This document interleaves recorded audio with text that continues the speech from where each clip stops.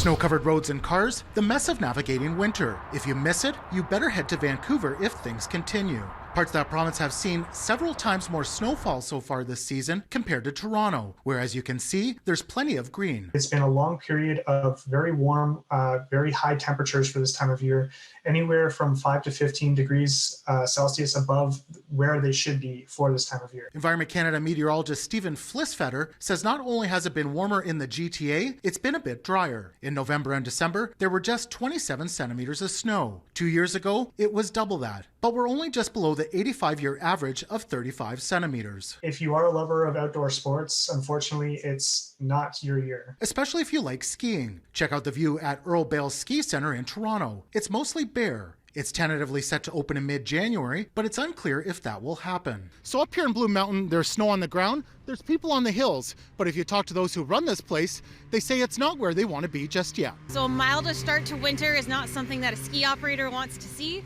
We love seeing more snow coming down, as well as the right temperatures for us to be making snow. Tara Lovell at Blue Mountain says crews have been working hard to open up their hills. Without natural snow, their system can create it, but the temperature can only get as warm as -2 degrees Celsius. Lower humidity and cooperating winds are also needed. They had a busy holiday season, and people were lined up for a bit when we visited, but it's partial capacity right now. We have 18 out of 43 trails open today, and the temperatures look like it'll be cold enough in the next few days that we can quickly get end-to-end open with all those runs, and hopefully in the next week. But this season is one many are banking on, and milder weather means it is a huge blow for an industry after 3 years of the pandemic where, for many of those key seasons, those peak seasons, we weren't able to get skiers onto the hills. Christopher Bloor represents many in Ontario's tourism industry, and he's pleading for patience and patronage when possible. Rising cost of inflation, the rising cost of doing business, households are making different decisions on how much free money they have to go and spend doing leisure activities.